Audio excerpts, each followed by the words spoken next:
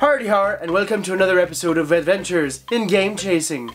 Today, we're hunting for Nintendo titles. Near, far, wherever they are, I'm coming to get you, Nintendo games. Let's find out what I find in this adventure in Game Chasing, yarr!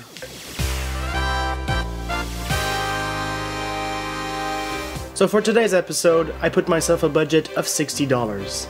So let's return to my favorite Goodwill. Well, what's this? Resident Evil 4. $4? Tempting, but I already have one, and this is a Nintendo episode, so I'm putting it back. Over in the games counter, we have some Nintendo 64 titles, but again, maybe a little out of price for so early in the game chase. And over at the nearest pawn shop, score a few NES games. I pick up a couple, you'll find out which ones later. Alright, so whenever you meet someone from Kijiji or a website like that to buy video games, you have to remember 3 rules. First rule, always bring a bag. You never know, you might have a ton of games, you might not have something for you to hold them with, so bring a bag. Rule number 2, and the most important one, always bring cash. They won't have ATMs on them. They're not businesses, they're people too, you know. Resellers are people too. And rule number 3, if you're under 18, have an adult accompany you. You never know, right? Also, if you feel less confident or if anything goes wrong in things, let's say you arrive and they ask you for more for the games that they're about to sell you, you're totally within your rights to say no. If they start to make a fuss, just walk away. If they get violent, same thing as if a stranger gets violent, just call the police. But yes, remember, if you buy from person to person, just be careful, and remember, have fun. Yar.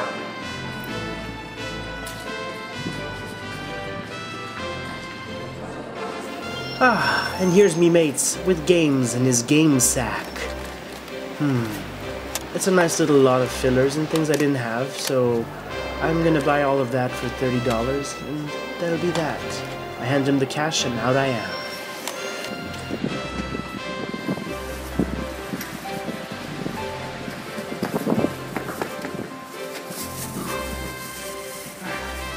Oh yeah, rule number 4.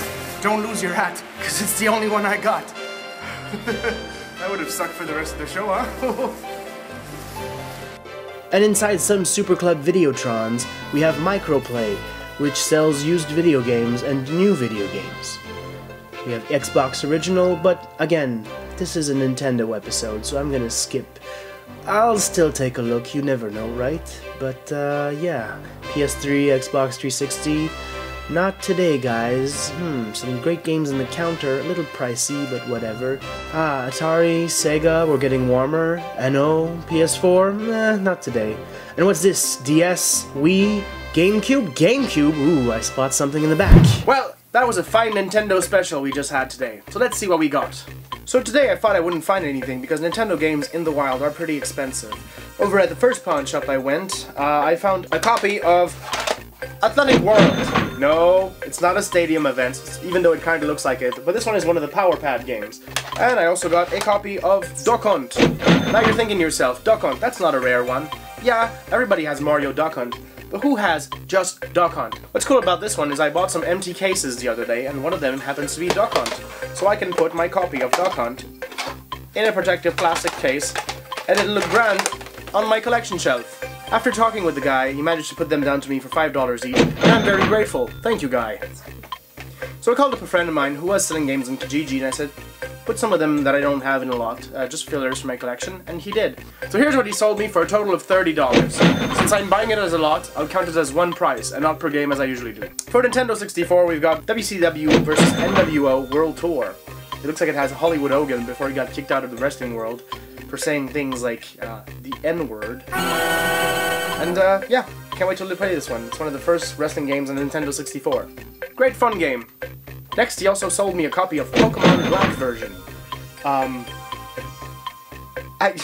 really gonna segue from racist Hulk Hogan to Pokemon Black version. Okay.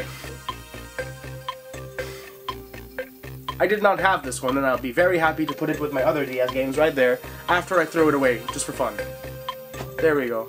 We also have a copy of the original Teenage Mutant Ninja Turtle, which is one of the hardest games on the system because it's one of the most unfair games of the system. That water level. We also have a copy of Kung Fu Heroes from Culture Brain. Little fun game. Not too much to say about it, but get it.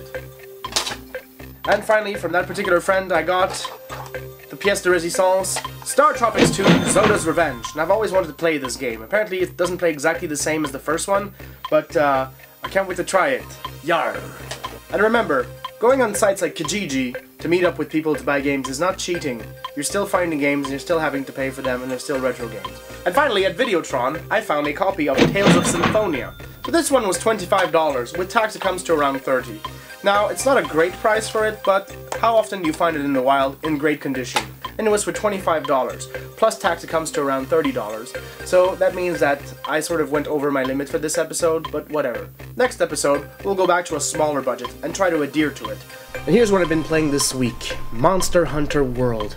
My god, what a game. Everything looks so great. You can hunt monsters, kill monsters, make underwear out of monsters. This game is great. The universe is alive. Everything is just thriving and surviving and fighting and infighting, and it's gorgeous to look at.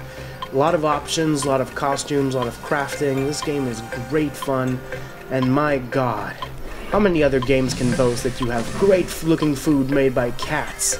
I mean, honestly, I wish I had that food. Looks delicious. Nom nom nom nom. So I noticed Kung Fu Heroes and Ninja Turtles are games I already own in my collection, and I thought, what better way to thank you guys for watching my show than having a bit of a raffle.